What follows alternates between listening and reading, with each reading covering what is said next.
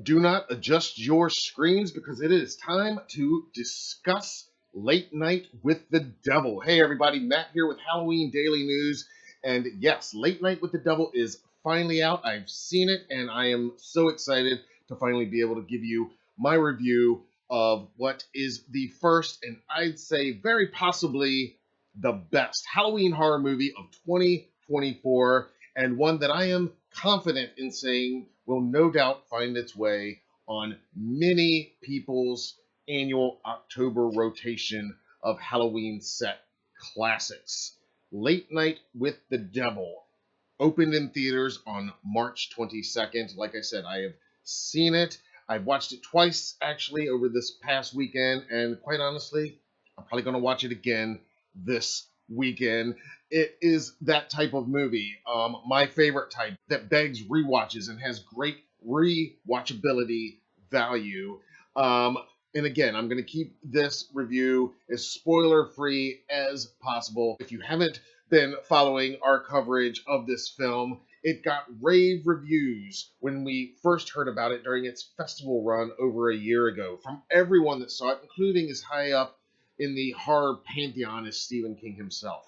And I have to add my praise now to Late Night with the Devil. It totally delivers everything that I was hoping for, everything that was promised in the trailers and in those early reviews.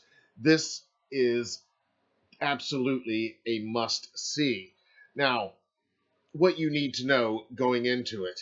What you are watching, it's kind of a found footage premise. What you are watching is presented as the master tapes from a live broadcast from Halloween night 1977 of a Halloween special episode of a late night talk show, a nationally syndicated late night talk show called Night Owls. And the host is Jack Delroy. He is played by David Dastmalchian, who I can't say enough about his performance in this film as Jack is just outstanding, star making. I mean, he is a leading man now. If you didn't think he was before, he absolutely is now.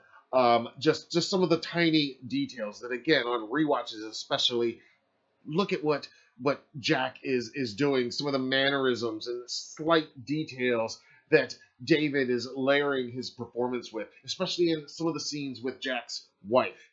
Again, I can't say enough. This is an amazing performance from Dastmalchian as Jack Delroy. And Delroy is of the Johnny Carson era of late night talk show hosts. He is in this ratings war and has been throughout the 70s with Carson, and he's always in the fight, but he's always a close second. He's never beat Carson, and now his contract with the network is about to be up. It's renegotiation time. It's also sweeps week. So all of these pressures are bearing down on this talk show host as he goes in to what is kind of a desperate situation for him, this Halloween night live special where he is bringing on guests, including a psychic, a skeptic who was himself a hypnotist and a former presenter of supernatural abilities, who is now turned skeptic and kind of calling out others as fake. And then the third and fourth guest is a doctor and her patient. The doctor's written a book about communing with the devil, and her patient is a young girl named Lily, played by Ingrid Torelli. And you're going to want to remember her name and look out for her performance, because Lily is definitely one of the best parts of this film, and Ingrid turns in another just great performance. I think everybody's going to be talking about the character. Lily is allegedly possessed by the devil, by a demon, by a minion of a demon or of the devil. We don't know. No spoilers here, but these are the guests that Jack is bringing on for his all-important Halloween live episode. And what happens is, as we're watching the master tapes, which, by the way, a lot of the backstory going into this is presented over a very brief, maybe 5 or 6 minute opening montage. It's narrated by actor Michael Ironside, and they just kind of recap what was going on in the 70s in real life, in our real world, and where Jack and Night Owls fit into all of that. And it really just kind of sums up everything going on going into this all important episode. And another thing to be noted is that Jack's wife died almost exactly a year prior to this. So all of this coming into play, and as you can imagine, things during this broadcast get a little heated, get a little crazy, and everything soon enough begins going to hell. It is done gradually. I mean, this is a fast-paced movie. It's all done in roughly a 90-minute package, but it unfolds chapter by chapter as you're watching the show. You're watching the broadcast, and then they cut to commercial break, and our cameras, instead of going to, you know, fake 70s style commercials, which they is one route they could have gone. Instead, the directors, the Carnes brothers, they make the wise decision to stay in the studio. It just cuts to black and white. We hear them say, "All right, we're clear," and we know that they're off camera. So we follow Jack and the other director, producers, and so forth of Night Owls. And so it cuts, and again, these behind the scenes moments are in black and white. So there's that visual cue of what you're watching is not on air, and then it kind of comes back into a glorious 70s style Technicolor when they are live. And again, that's just kind of a cool little visual cue of separating what's on air and what's not. And you just watch this show kind of descend into craziness and more extreme situations with each segment after each of these breaks, and you're also getting more information about, again, Jack's contract renewal and who he's trying to impress and what's going on behind the scenes, the phone calls that they're getting from investors and all this as this is happening live. So there's so much packed into this going on, and it all takes place on Halloween night. Again, we are presented as the viewers watching the master tapes from that Halloween night, 1977, including never before seen behind the scenes footage. And all of this is, according to that opening narration, never been seen before since it shocked a nation back in 77. So everything you watch, they absolutely capture the 77 era aesthetic.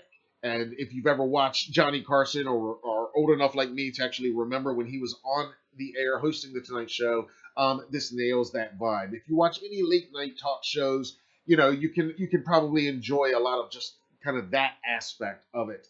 And then of course there is the Halloween of it all. Like I say, I'm always looking for that Hallosphere, that all important Halloween atmosphere, and Late Night with the Devil has it. Of course, it is October 31st throughout everything we're really seeing here beyond that opening narration. And there are decorations like bats and jack-o'-lanterns visible in the majority of the shots throughout the film's runtime. It's mentioned throughout. And again, it's not overly done. It's not mentioned in every sentence that this is Halloween and this is the reason these things are happening. But it is stated very early on by a character that, of course, it being Halloween, as we all know, the veil is at its thinnest. This is the time when supernatural things, if they're ever going to happen, it'd be argued this is when they're most likely to happen. And so while it's never spelled out or stated explicitly that maybe some of what we're watching is because or heightened because of the date and it being, of course, All Hallows Eve, I think it's pretty obvious and pretty much an underlying statement there. And again, I'm going to keep this review spoiler free because I know it's only playing in a little over 1,000 theaters, but it broke records for IFC, its distributor. It's now the biggest box office opening weekend in the history of IFC films. And on this Sunday, after its Friday release, it actually brought in exactly $666,666. And that is reported officially and confirmed from Variety. So it's not a joke. I thought it was when I saw the headline, but no, it's not a joke. That's for real. Pretty impressive, pretty amazing, and pretty scary too if you think about it. But the film is great. Again, the entire cast is great. I mentioned Dastmalchian because everybody's going to be talking about his performance. If you've been following his career, he's always great in everything I've seen him in anyway. But this is the first time where he's really just in almost every frame. And again, just so many of the layers and subtleties that he's putting into this Jack Delroy character, because we see so much, especially in the behind the scenes stuff, we get to see so much of what Jack is dealing with and going through at the same time. In addition to how he presents himself to the public when they go on air. It's great stuff. So again, what do you get when you bring a psychic trying to commune with the dead? A recently widowed husband, mourning still his dead wife, as the host is, and then you bring into that this skeptic who knows all about hypnotism and some of the secrets behind what sometimes are fraudulent claims of the supernatural, and he's trying to call that out and argue that none of this is real. And then we add all of that, Lily and her doctor and her possession. So that makes for one hell of a Halloween night nightmare, and it gets crazy. Again, I don't want to spoil where it goes, but needless to say, the final act of this movie, which is in effect the final segment of Night Owls, it goes balls to the wall. It is wild, it is unexpected, and it pays off everything that is kind of a slow build. Again, I mean, when you watch the first few minutes, it's very much kind of your typical talk show segment. Nothing too crazy happening, and then it just gradually builds to where you get to this final act, and everything you've been watching and that's been teased kind of comes into play.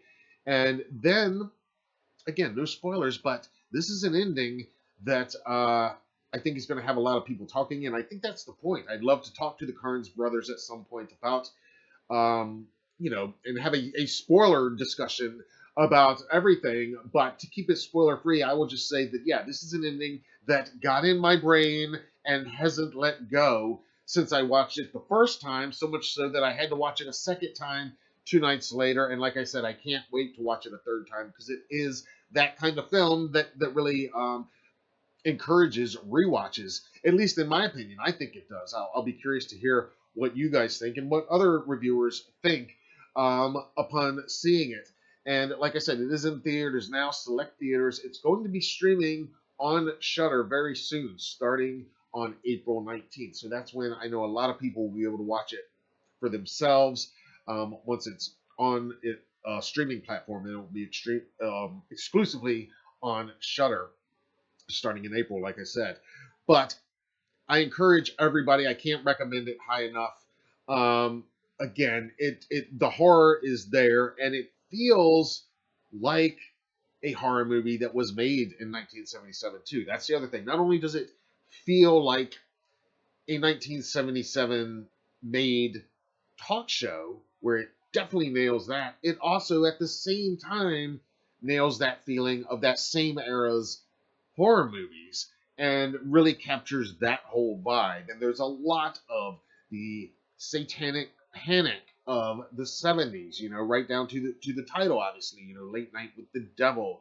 And if you've watched some of the trailers, the way it's presented, and having Michael Ironside's very 70s sounding narration in there, all of these decisions are so key.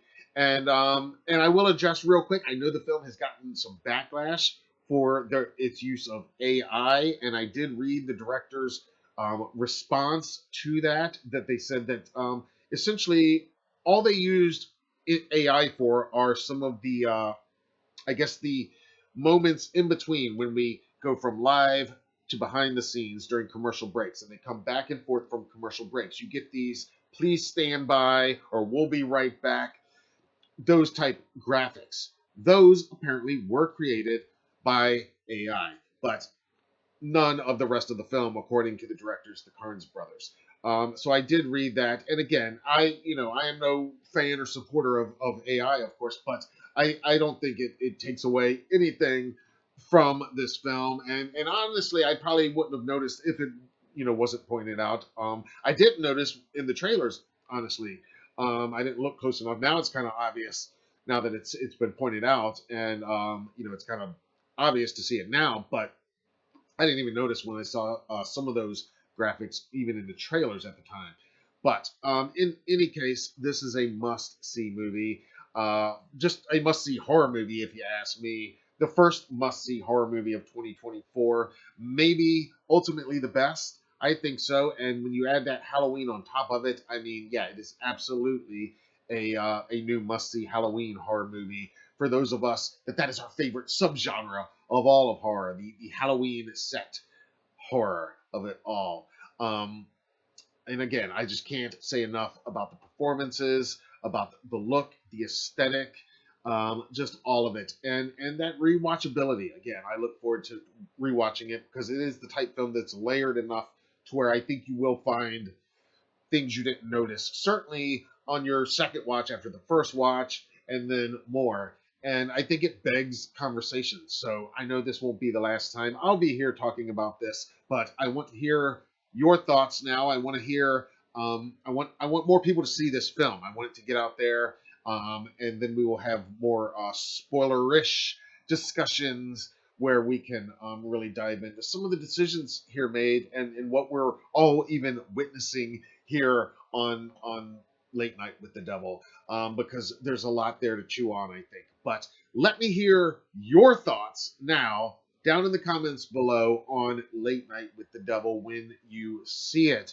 I am very excited to hear what the rest of the community thinks. Again, I mean, the headlines.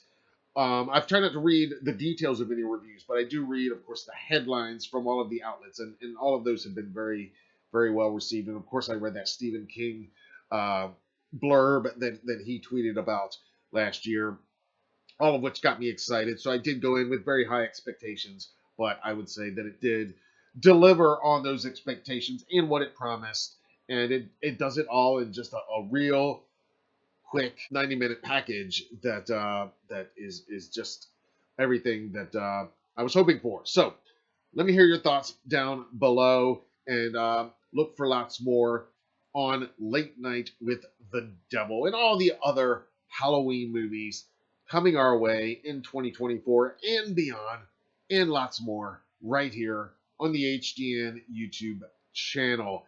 Until then, I'm Matt Arts for Halloween Daily News. Thank you for watching.